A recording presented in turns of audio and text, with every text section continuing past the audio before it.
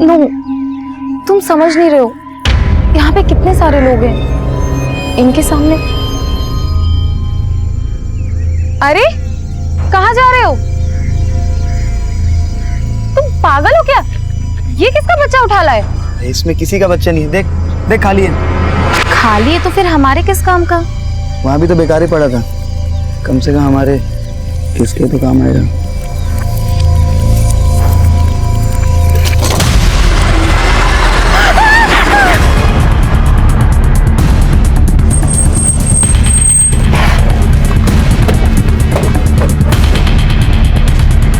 पीछे हटिए आप लोग।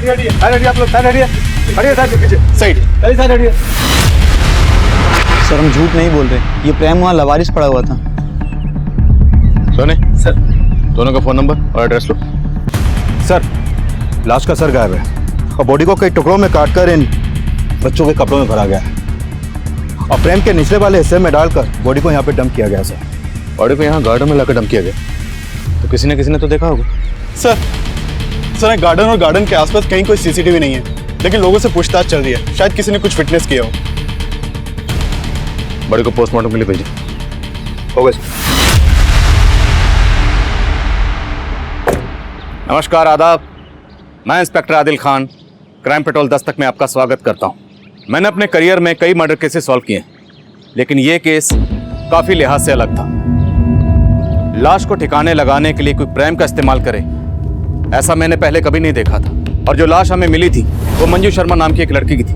लाश को 22 टुकड़ों में काटा गया था और लाश का सर गायब था, लेकिन 3 महीने बाद भी हम उसकी पहचान पता नहीं कर पाए थे। अब ये केस बैकलॉग में चला गया, लेकिन 3 महीने बाद फिर से वही माहौल बना जिसने हम सबको हिला के रख दिया।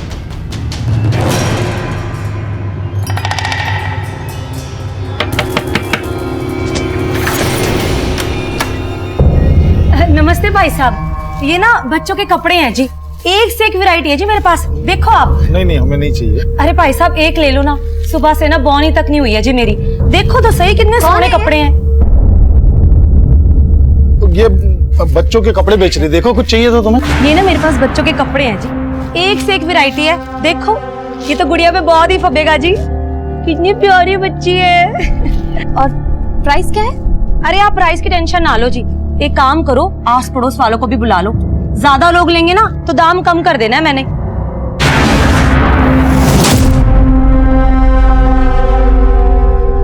ये देखो जी बहन जी, एक से एक वैरायटी है मेरे पास। ये सारे कपड़े ना लुधियाना की फैक्ट्री से लेके आती हूँ जी मैं। यही कपड़े अगर आप मॉल में जाओगे ना 10 गुना ज्यादा रेट पे मिलेंगे आपको। देखो तो आप फैब्रिक नहीं देख रहे हो जी, देखो इसका कलर कितना सुंदर है। ये मैं माधव को ट्राई करवाती हूँ।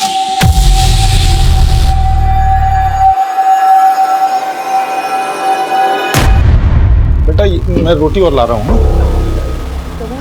अरे परमीला भाभी, आपने तो पूरा मार्केट लगा दिया आज। अरे बहन जी तुसी भी देखो ना कितने सोने सोने पीस है, ये देखो। हाँ।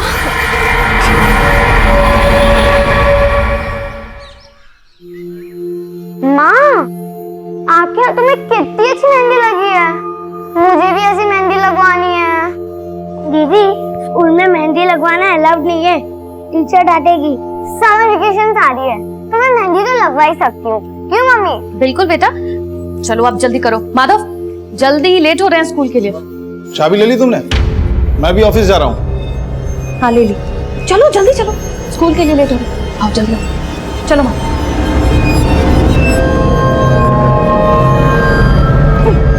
आराम से।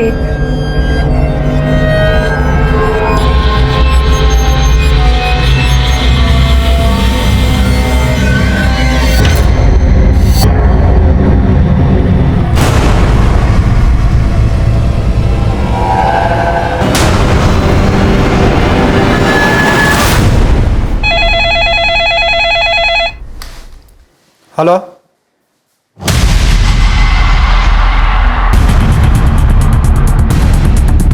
चेक करो। सर, वो लावारिस बैग पड़ा देखा तो यहाँ के लोगों ने कंट्रोल रूम में फोन किया। हमने चेक किया तो देखा ये बैग लाश के टुकड़ों से भरा पड़ा है। सर ये देखिए, हाथों में मेहंदी लगी है, पक्का ये लाश किसी औरत की है, लेकिन सर इसका सर गायब है। 3 महीने पहले हमें प्राइम में जिस औरत की कटी हुई लाश मिली थी उसका भी सर गायब था। सर मॉडस ऑपरेंडी सेम है, लेकिन हम उस औरत की पहचान पता नहीं कर पाए थे, और यहाँ भी क्रिमिनल ने इस औरत की पहचान पता करने का कोई क्लू नहीं छोड़ा।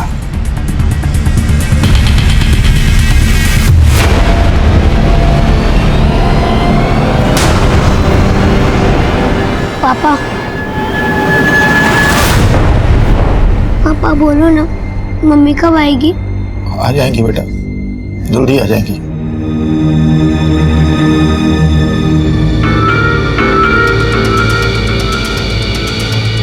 सर बॉडी को कई टुकड़ों में काटा गया है और सिर भी गायब है। सर 3 महीने पहले जो लाश हमें प्रेम में मिली थी उसको भी कई टुकड़ों में काटा गया था। उस बॉडी का और इस बॉडी का काटने का पैटर्न बिल्कुल सेम है।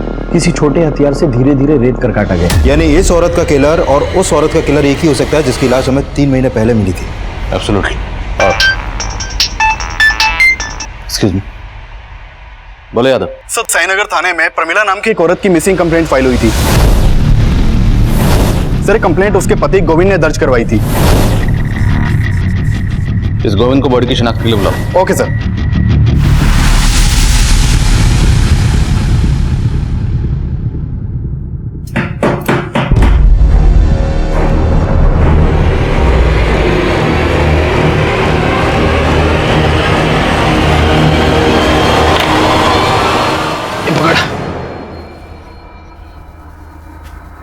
लुधियाना से तो तू कल ही निकल गया था और तू अब घर आया है। कहाँ पर था इतनी देर से? था कुछ काम। क्या काम था? साला इतनी दूर तो टेम्पो चला के आया और ऊपर से तो सवाल जवाब शुरू कर रही है। फिर चाय बना दे, बहुत थक गया हूं मैं। एक दरवाजे से दूसरे दरवाजे जा जाके ना मैं भी बहुत थक जाती हूँ। जानता हूँ, पर एक चाय तो बना दे। रुक, तू ना ये सब्जी काट दे।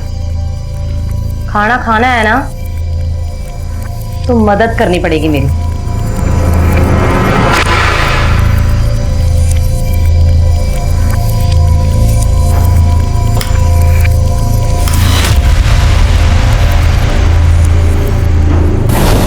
तुम्हें कितनी अच्छी मेहंदी लगी है, मुझे भी ऐसी मेहंदी लगवानी है।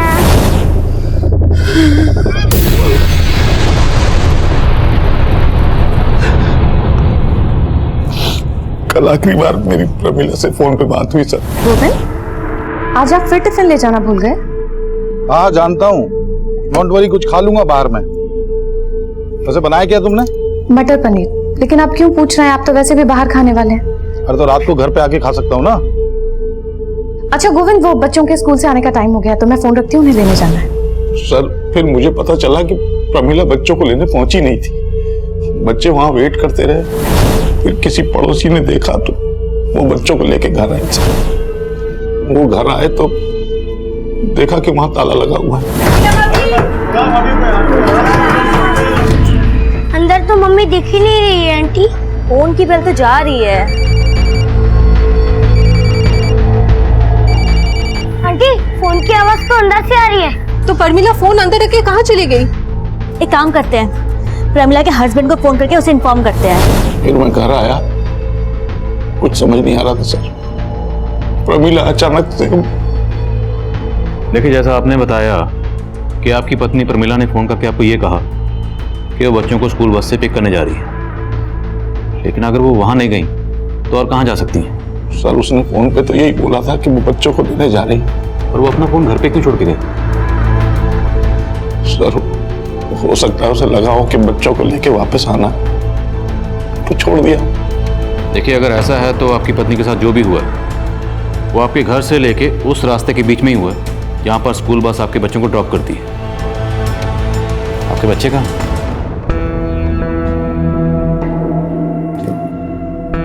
अरे आप लोग खाना क्यों नहीं खा रहे हो? देखो मम्मी आ जाएंगी। अगर यहाँ मन नहीं लग रहा तो हमारे घर चलो, बादल भी स्कूल से आ जाएगा, फिर खूब मस्ती करेंगे, खेलेंगे और खाना भी साथ में खाएंगे। चले? मुझे कुछ नहीं खाना आंटी। बेटा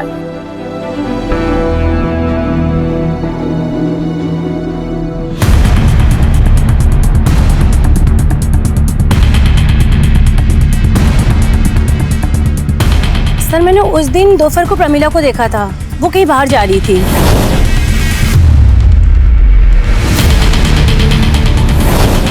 तो उस दिन प्रमिला को देख के आपको लगा कि वो कुछ अपसेट है या आपको कुछ अजीब लगा?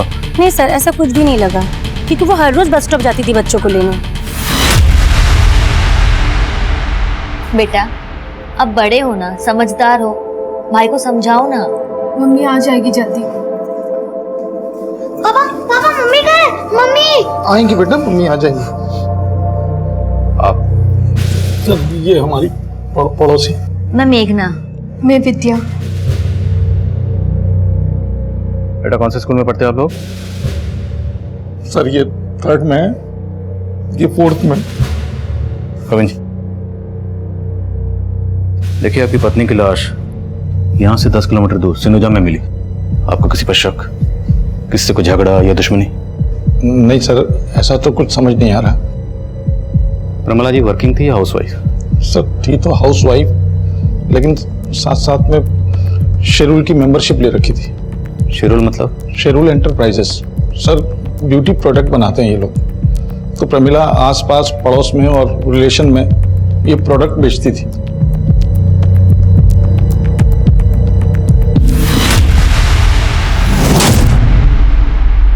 सर, हमने प्रमिला के आस पड़ोस में कई लोगों से बात की। उनसे प्रमिला के पति गोविंद के एक अफेयर के बारे में पता चला। अफेयर? हाँ सर, एक्चुअली प्रमिला के पड़ोस में एक विद्या नाम की औरत भी रहती है। सर ये विद्या अभी 4 महीने पहले ही अपने पति के साथ वहां पर शिफ्ट हुई थी। इसका पति ऑफिस टूर पे ज्यादातर बाहर ही रहता है सर, और इस गोविंद का इस विद्या के घर में काफी आना जाना है। सर गोविंद और विद्या का पक्का अफेयर था, तभी तो प्रमिला को शक था गोविंद पर। शक? सिर्फ शक ही नहीं था सर, गोविंद और प्रमिला का तो आए दिन इसी बात पर झगड़ा होता रहता था। और सर प्रमिला के दोनों बच्चों को बस स्टैंड से विद्या ही घर लेकर आई। और विद्या का गोविंद से अफेयर है। और गोविंद ने हमें ये बताया था कि प्रमिला ने सिर्फ फोन पर यह कहा था कि वो बच्चों को स्कूल बस से लेने जा रही। लेकिन हो सकता है कि प्रमिला ने गोविंद को ऐसा कुछ कहा ही ना हो, बल्कि इस गोविंद ने खुद प्रमिला को कहीं बुलाया और उसका कत्ल कर दिया। बुलाओ इन दोनों। Okay sir.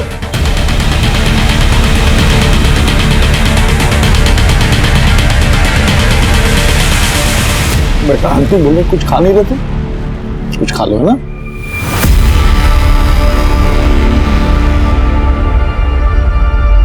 गोविंद जी आपको हमारे साथ थाने चलना होगा, और विद्या जी आपको भी। मुझे क्यों? थाने चलिए, बताते हैं। मेघना जी बच्चों का ख्याल रखना।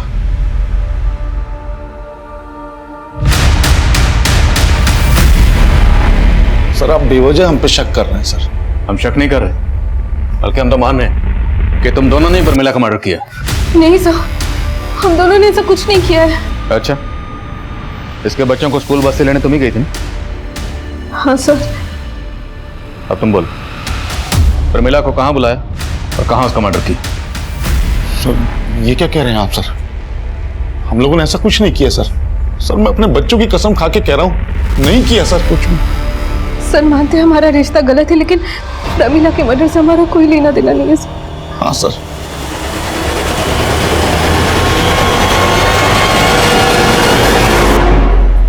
इस बार बिल्कुल रद्दी माल लेकर आया तो लुधियाना से, कोई माल खरीदने को तैयार नहीं हो रहा। ऐसा करेगा ना तो धंधा चौपट हो जाना है अपना। हाँ, घूर क्या रहा है? मारेगा मुझे? आराम से। आजकल ना बहुत गुस्सा आने लग गया तुझे। ठीक से रख सामान, काम में दिमाग लगता नहीं है तेरा बस।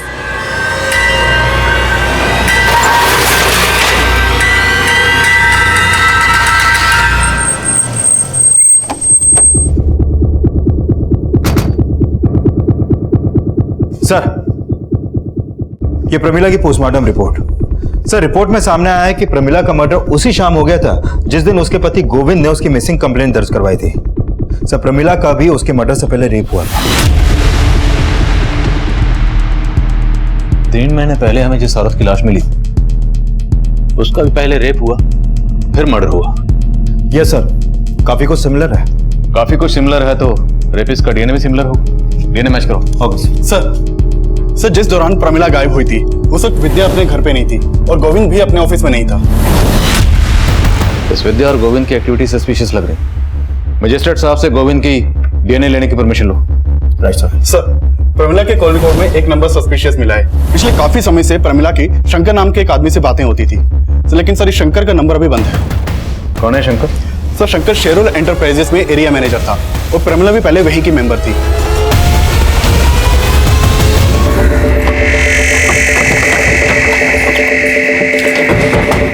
यस सर, शंकर पहले हमारी कंपनी में था, उसी ने प्रमिला को हमारी कंपनी में इंट्रोड्यूस किया था, पर सर बाद में प्रमिला ने उसकी कंप्लेंट की। सर कैसी कंप्लेंट? शेरुल एंटरप्राइजेस का जो प्रोडक्ट इस बार मेरे बनाए हुए मेंबर्स को अलॉट हुआ है वो नकली है। ये आपसे किसने कहा? अरे किसने कहा मतलब, मैंने खुद चेक किया है। देखिए मैम, आप इधर आइए। मुझे कहीं आने की जरूरत नहीं है, आप मेरी बात सुनिए। शेरुल एंटरप्राइजेस का टैग उस प्रोडक्ट पे है लेकिन प्रोडक्ट नकली है। देखिए मैम, आप आराम से बात कीजिए, मैं आपको प्रमिला की कंप्लेंट जायज़ थी सर। हमने इंक्वायरी की तो पता चला कि सिर्फ प्रमिला नहीं, ऐसी कई और औरतों को भी चीट कर रहा था। सर एक्चुअली शंकर थोड़ा सा कैरेक्टरलेस था। थोड़ा सा मतलब? Actually he is a womaniser. हमारे ऑफिस में काम करने वाली और भी कई फीमेल एम्प्लॉयज़ ने उसकी कंप्लेंट की। हमारी कंपनी की रेपुटेशन का सवाल था तो हमें उसे जॉब से निकालना पड़ा। आपने शंकर को जॉब से कब निकाला? यही कोई 15-20 दिन पहले। उसका फोन बंद है, उसका एड्रेस तो होगा आपके पास?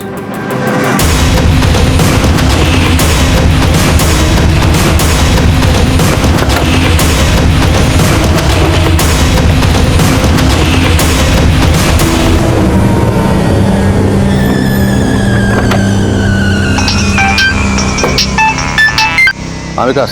सर शंकर के घर में ताला लगा है। आसपास में पूछा लेकिन किसी को भी नहीं मालूम कि इस वक्त कहाँ है वो। अब गोविंद और विद्या के अलावा ये शंकर भी हमारा सस्पेक्ट है। इस शंकर के लिए लुकआउट नोटिस जारी करो। नमस्ते जी, मैं शंकर शेरुल ब्यूटी प्रोडक्ट से। मैंने आपको कॉल किया था ना? जी जी, आइए प्लीज। Thank you.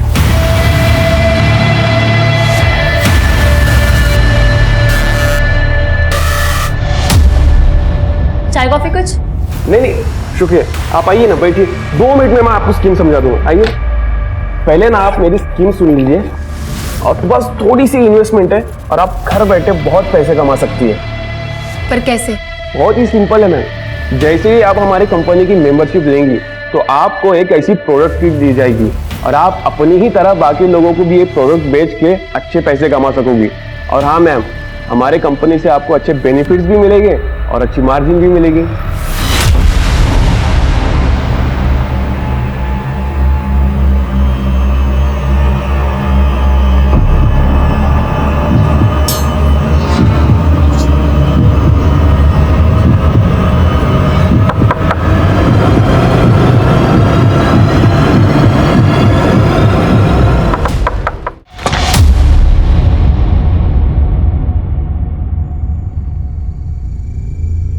अरे सुनो, मैंने एक बेहतरीन प्लान किया है। समर वेकेशन पे तुम दोनों को लेके शिमला चल रहे हैं घूमने, ठीक है? सबसे पहले खाना खाते हैं, खाना खाते खाते प्लान करते हैं। आ जाओ। पर पापा, मम्मी तो है ही नहीं, वो कब आएंगे? मम्मी आ जाएंगी बेटा, उससे पहले आ जाएंगी ना। झूठ बोल रहे आप, अब वो नहीं आएंगी क्योंकि आपने उनको मार डाला है। क्या बोल रही हो तुम्हें? किसने कहा तुमसे ये? सब यही कहते हैं कि आपने और विद्या आंटी ने मिलकर मम्मी को मार डाला। झूठ बोलते हैं सब बेटा, ऐसा कुछ नहीं किया। आप झूठ बोल रहे हो। अब आप हम दोनों को भी मार डालोगे ना? बेटा ऐसा मत बोलो। मुझे ऐसे बात नहीं करनी। चल माधव। तृप्ति, माधव, बेटा तृप्ति, बेटा बेटा दरवाजा खोलो तृप्ति। माधव,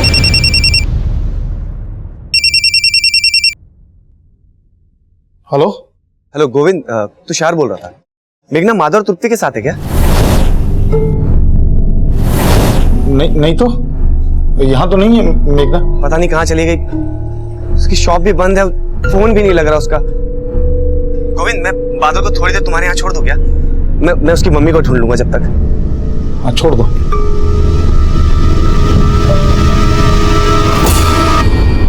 बहन जी, आप एक काम करो, ये बच्चा मुझे दे दो, आप ना आराम से देखिए। लो। अच्छा जी, संभाल।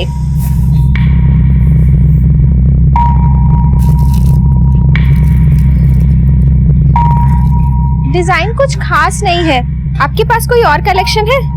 जी कलेक्शन तो बहुत है मेरे पास, लेकिन वो क्या है ना, जल्दबाजी में मैं लेके नहीं आ पाई। आप ना एक काम करो, आप ना मेरे गोदाम में आ जाओ, वहां ना आपको बहुत सारी वैरायटी देखने को मिलेगी जी। और बहन जी आपका गोडाउन कहाँ है? आप एक काम करो, पेन और पेपर ले आओ, मैं गोडाउन का एड्रेस लिख के दे देती हूँ आपको। अभी राइट। हाँ।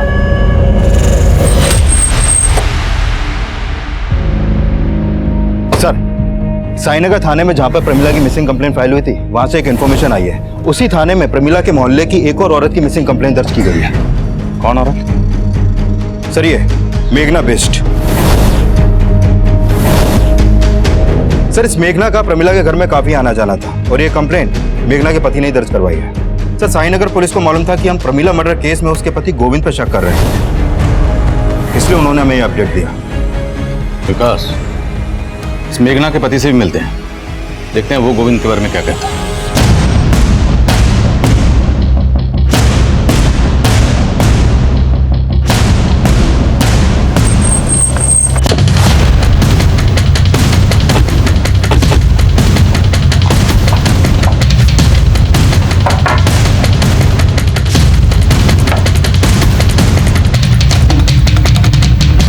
सर साईनगर थाने की पुलिस भी मुझसे विद्या और गोविंद के बारे में पूछ रही थी, क्योंकि उनको डाउट था कि प्रमिला के मर्डर में उन दोनों का हाथ हो सकता है। लेकिन मेरी बीवी को लगता था कि प्रमिला के मर्डर में गोविंद और विद्या नहीं हो सकते। आपकी बीवी मेघना के गायब होने के पीछे किसका हाथ हो सकता है? सर मुझे कुछ समझ में नहीं आ रहा। वो तो एक मामूली सी टेलरिंग शॉप चलाती थी, हमारी तो इतनी इनकम भी नहीं। ये शेरुल की ब्यूटी प्रोडक्ट्स आपके हैं? प्रमिला ने एक दिन अचानक मेघना को शेरुल ब्यूटी प्रोडक्ट की मेंबरशिप दिलवाई थी। मेघना मेंबर कब बनी? प्रमिला के मर्डर से कुछ दिन पहले ही प्रमिला ने उसे अपने बॉस से मिलवाया था। शंकर से? शायद, लेकिन फिर पता चला कि उनकी किट में सारे प्रोडक्ट फेक है। प्रमिला ने कहा था कि मेघना को अपने बॉस से सारे पैसे वापस दिलवा देगी, लेकिन प्रमिला हमें पैसे दिलवाती उससे पहले उसकी डेथ हो गई। मुझे लगा कि मेघना शंकर से मिलने उसके ऑफिस गई होगी, लेकिन मैंने जब वहां जाके पता किया तो पता चला कि शंकर को तो कुछ दिन पहले ही ऑफिस से निकाल दिया गया था और मेघना तो कभी ऑफिस गई नहीं थी। सर हम मानते हैं कि प्रमिला के साथ मेघना को भी शंकर ने चीट किया होगा, पर सर मेघना यहाँ कभी नहीं आई। और सर हम तो आपको पहले ही बता चुके हैं कि शंकर को हमने जॉब से निकाल दिया था। सर पहले प्रमिला का मर्डर और अब मेघना गायब, और इन दोनों का कनेक्शन इस शेरुल एंटरप्राइजेस से ही जुड़ा हुआ है। सर कहीं ऐसा तो नहीं कि प्रमिला की तरह इस मेघना को भी शंकर ने गायब किया हो? शंकर के घर पे ताला लगा हुआ है और उसका फोन बंद है। ये मेघना शंकर के टच में आई कैसे? मेघना के कॉल रिकॉर्ड निकलो, हो सकता है उसमें शंकर का कोई दूसरा नंबर। मंजू तब तक हमारे लिए एक अनजान लाश थी, और प्रमिला मर्डर केस का मंजू के केस से कोई ताल्लुक था या नहीं, ये तब हम श्योर नहीं थे। और प्रमिला मर्डर केस में हमें उसके हस्बैंड गोविंद का मोटिव नजर आ रहा था, और शंकर भी प्राइम सस्पेक्ट बन के सामने आया था। और अब मेघना मिसिंग केस भी मेघना मर्डर केस में तब्दील होने वाला था।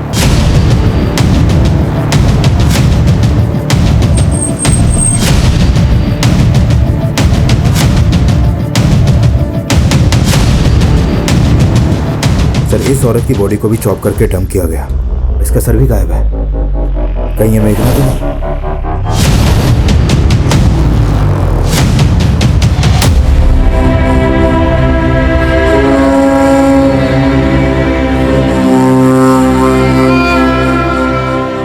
तीनों मर्डर्स में मॉडस ऑपरेंडी सेम है, तो कातिल भी सेम ही होगा। प्रमिला और मेघना के मर्डर्स में ये शंकर कॉमन, तो पूरे चांसेस हैं कि जिस औरत की लाश हमें 3 महीने पहले भी इस प्राइम में मिली थी, उसका कातिल भी यही शंकर होगा। सर शंकर का नेटिव एड्रेस कानपुर का है, वहाँ इसके पेरेंट्स रहते हैं, लेकिन ये काफी टाइम से कानपुर गए नहीं। लेकिन कानपुर पुलिस की इसके पेरेंट्स पे नजर है। इस शंकर का मिलना बहुत जरूरी है, इससे पहले कि किसी और औरत को अपना टारगेट बनाए। We have to catch him. Right sir. तुम बहुत मजाकिया हो। वैसे मुझे तुम्हारी स्किन पसंद है। और मैं क्या? अरे मजाक कर रहा था यार। वैसे अब तुम घर बैठे लाखों कमा सकती हो, क्योंकि अब तुम हमारी स्पेशल मेंबर जो बन गई हो। और स्पेशल मेंबर के लिए स्पेशल गिफ्ट। गिफ्ट? मेरे लिए?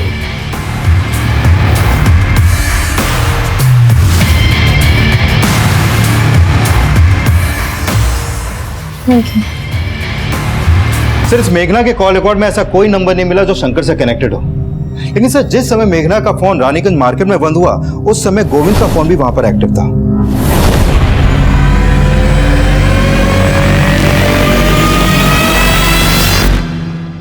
दीदी पापा झूठ नहीं बोल रहे, वो उनसे बहुत प्यार करते हैं और अब बिना वजह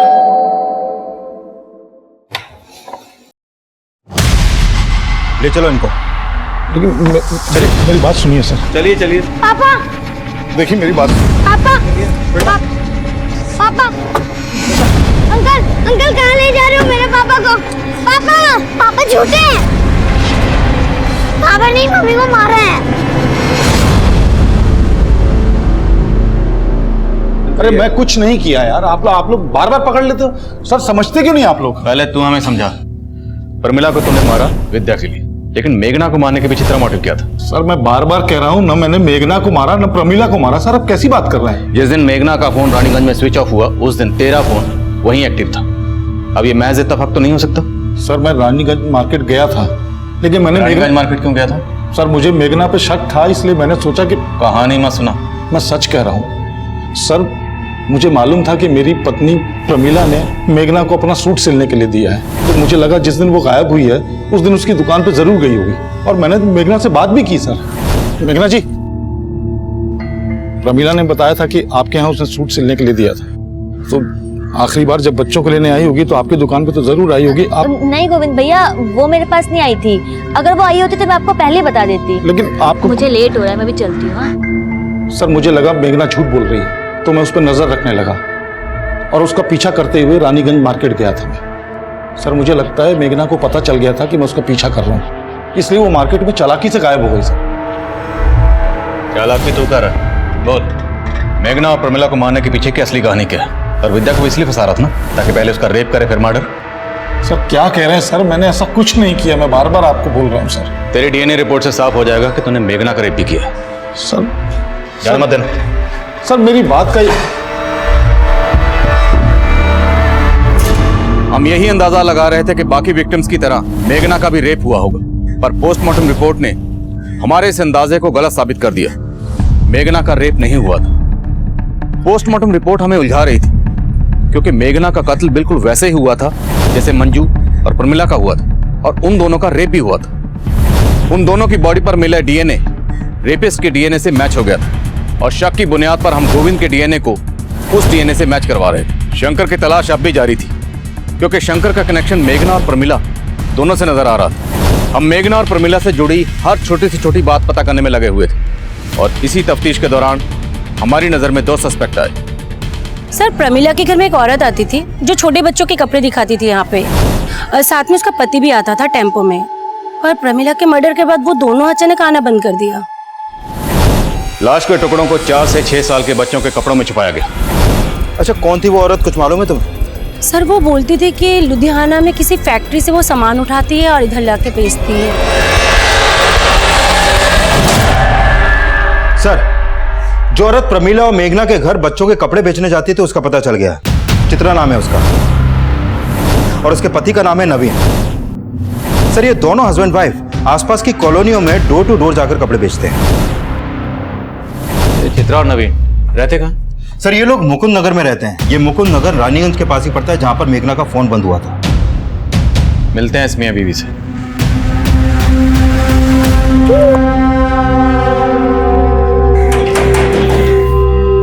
जी?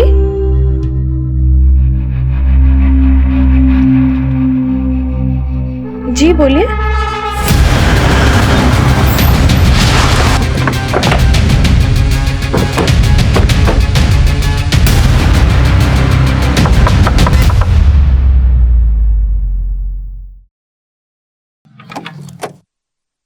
चित्रा जी?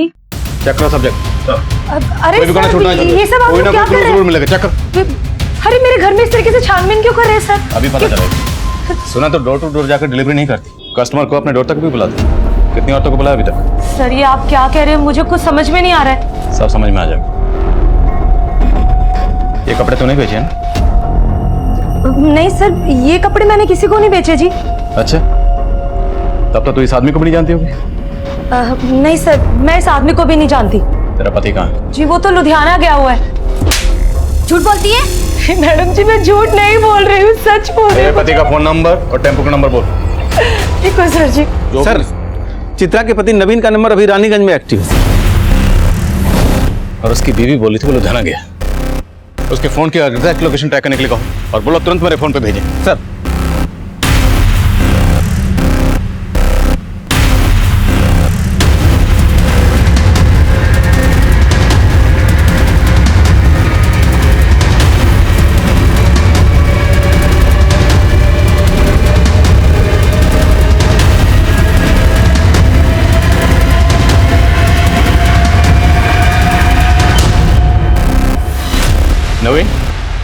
जी साहब बोलिए।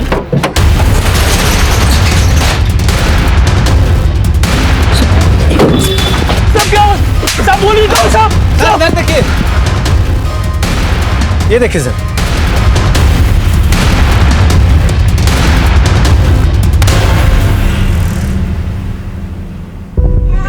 ये बच्चा कहाँ से आया? साहब मुझे नहीं पता है बच्चा मेरे टेम्पो में कैसे आया साहब। तो औरतों का रेप और कत्ल करने के साथ साथ बच्चे भी चुरा के बेचता है। साहब मैं सच बोलता हूँ, पता नहीं बच्चा कैसे आया टेम्पो में साहब।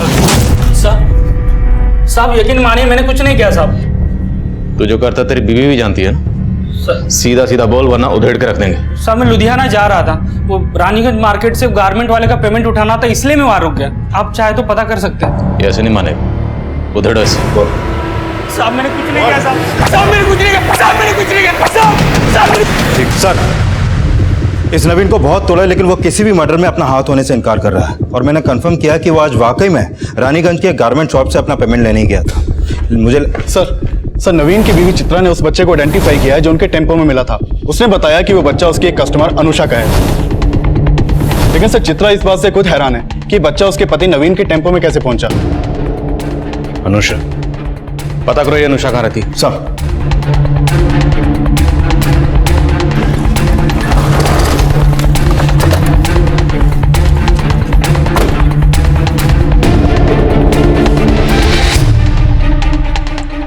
सर अनुषा विधवा है, यहाँ अपने बच्चे के साथ अकेली रहती है। अच्छा कहाँ गई है ये, अभी कुछ मालूम है तुम्हें? 3-4 घंटे पहले मैंने उसे किसी आदमी के साथ जाते देखा था। कौन था वो आदमी, जानती हो उसे? चेहरा तो याद नहीं, पर उसे देखकर लग नहीं रहा था कि उसे कोई जबरदस्ती ले जा रहा है। वो खुद उस आदमी के साथ गई थी। अच्छा इस अनुषा का नंबर है तुम्हारे पास?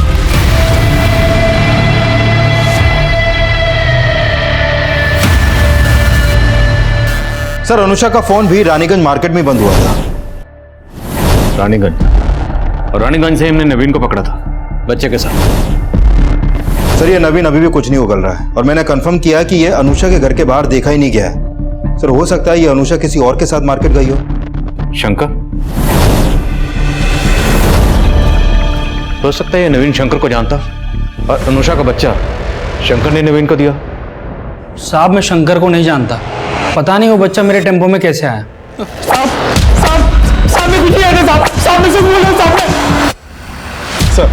सर शंकर के पेरेंट्स का नंबर हमारी सर्वेलेंस पे था। सर शंकर के पेरेंट्स के नंबर पे इस नंबर से फोन आया था। जब इस नंबर के बारे में पता किया तो पता चला कि ये शंकर का ही दूसरा नंबर है जो आगरा के एड्रेस पर रजिस्टर्ड है। सर ये नंबर को ट्रेस कर लिया गया है, इस वक्त लखनऊ में एक्टिव है।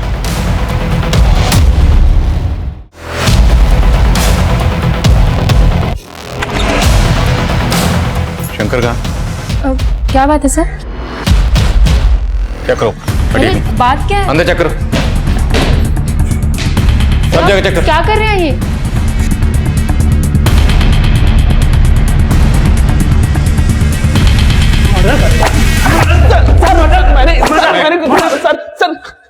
सर मैं मानता हूँ कि मैंने कई औरतों को चीट किया है और प्रमिला जैसी कई औरतों को मुझसे प्रॉब्लम भी थी सर, लेकिन मैंने मर्डर नहीं किया सर। तो फिर इतने दिनों से गायब क्यों था? सर मैंने फ्रॉड किया था इसलिए गायब हो गया था। ये ऐसे नहीं मानेगा, प्लीज कंटिन्यू। बोल।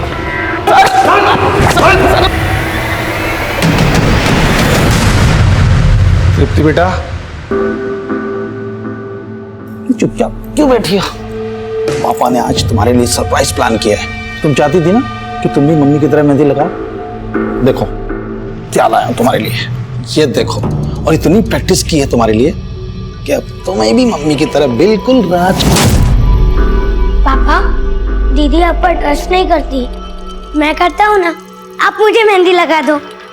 मेहंदी लगाने के बाद पापा मम्मी की तरह तेरी भी हाथ काट देंगे। तृप्ति, दरवाजा खोलो तृप्ति। सर जिस दौरान अनुषा का फोन रानीगंज मार्केट में बंद हुआ उस समय शंकर रानीगंज में था ही नहीं और ये भी नवीन की तरह बार बार यही बोल रहा है कि इसका किसी भी मर्डर में हाथ नहीं है। और सर नवीन और चित्रा के घर में भी ऐसा कोई क्लू नहीं मिला है जिससे लगे कि वहां पर कोई मर्डर हुआ है। मेघना का फोन भी रानीगंज में ही बंद हुआ था और उसकी लाश मिली। अनुषा का फोन भी रानीगंज में ही बंद हुआ, अनुषा गायब होगी और इसका बच्चा हमें मिला रानीगंज में ही नवीन के टेम्पो में। और जिस पार्क में हमें औरत की कटी हुई लाश प्रेम में मिली थी वो पार्क भी रानीगंज में ही है। और प्रमिला जाने से पहले अपना फोन घर पर छोड़ के गई थी। तो हो सकता है शायद प्रमिला भी रानीगंज में कहीं गई हो। तो रानीगंज में ऐसा कोई ठिकाना है जहां पर्पसली इन औरतों को पहले बुलाया जाता है, फिर रेप किया जाता है, उसके बाद उनका मर्डर। पर सर रानीगंज काफी बड़ा एरिया है, वो कहाँ जाती थी ये पता करना आसान नहीं होगा। पर पता करना तो है ना। रानीगंज में जहां जहां सीसीटीवी है सब जगह की सीसीटीवी फुटेज निकालो, उसे खंगालो, खासकर उस वक्त की जब हमें इस औरत की कटी हुई लाश वहां मिली थी। हो सकता है इससे हमें इस औरत की पहचान मिले और हम कातिल तक पहुंच जाएं। हम अब भी ऐसी कई कोशिशें कर रहे थे जिनको अंजाम तक पहुंचाना आसान नहीं था, लेकिन इन कोशिशों के कुछ नतीजे हमारी टीम का हौसला बढ़ा रहे थे। सर आपका अंदाजा बिल्कुल सही था। प्रमिला की हत्या वाले दिन वो रानीगंज मार्केट के एक सीसीटीवी में कैप्चर हुई थी और मेघना उसी मार्केट के दूसरे सीसीटीवी में। ये देखिए सर। लेकिन इसके बाद ये लोग कहाँ गए होंगे इसका पता नहीं चल पाया। रानीगंज में उस क्राइम सीन तक पहुंचने के लिए अभी हमें और हाथ पैर मारने थे, और जब हमने रानीगंज का 3 महीने पुराना डंप डाटा स्टडी किया तो हमें उस मंजू की पहचान भी मिल गई जिसका कत्ल 3 महीने पहले हुआ था। सर हमने रानीगंज मार्केट का 3 महीने पहले का डंप डेटा स्टडी किया। उसमें 5 नंबर ऐसे मिले जो अभी बंद है, जिसमें से 4 नंबर मेल के नाम पे रजिस्टर्ड है और 1 नंबर इस मंजू शर्मा के नाम पे रजिस्टर्ड है। सर इस मंजू की उम्र लगभग 26 साल की है और जिस औरत की लाश हमें 3 महीने पहले मिली थी उसकी उम्र भी 25 से 28 साल के बीच की थी। और ये नंबर तो मथुरा के एड्रेस पर रजिस्टर्ड है। राइट सर, लेकिन इस मंजू का लखनऊ में भी आना जाना था और सर मेघना के कॉल रिकॉर्ड में भी मंजू का नंबर मिला है। मेघना तुषार की बीवी? हाँ सर, और ये भी पता चला है कि तुषार ने एक गोडाउन रेंट पे ले रखा है जो रानीगंज में है। ये वहां का एड्रेस है सर।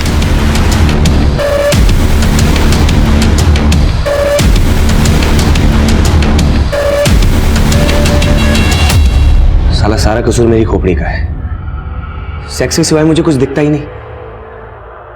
बागपत में इसी आदत ने 2 औरतों को मरवा दिया था मुझसे। मेघना को मुझ पे शक होने लगा तो मैंने उसे ऐसा घुमाया कि वो मुझ पे विश्वास करने लगी और मेरे साथ यहाँ लखनऊ शिफ्ट हो गई। यहाँ आकर उसने सिलाई की दुकान खोली और रानीगंज में गोडाउन भी ले लिया। मंजू मेघना की कजन थी और जब मंजू यहाँ से मथुरा वापस लौट रही थी तो वो मेरा पहला टारगेट बना। आओ बैठो, मैं छोड़ दूँ। मुझे सिर्फ 2 मिनट का काम है, फिर मैं तुम्हें बस स्टॉप पे छोड़ दूंगा। ठीक है। एक काम करो ना, तुम भी अंदर ही आ जाओ। उस दिन मैं पार्क के पीछे वाले तालाब में मंजू की लाश को फेंकने जा रहा, लेकिन पार्क में एंटी रोमियो स्क्वाड का छापा पड़ा था, इसीलिए मैं डर के प्रेम पार्क में छोड़ के चला गया था। और फिर मंजू के बाद प्रमिला? तुषार भैया मेघना? प्रमिला, मेघना तो रानीगंज गई है। रानीगंज? रानीगंज में हमारा एक गोडाउन है, तुम्हारा सूट भी शायद वहीं सिल के रखा हो। मैं आपको एड्रेस दे देता हूँ।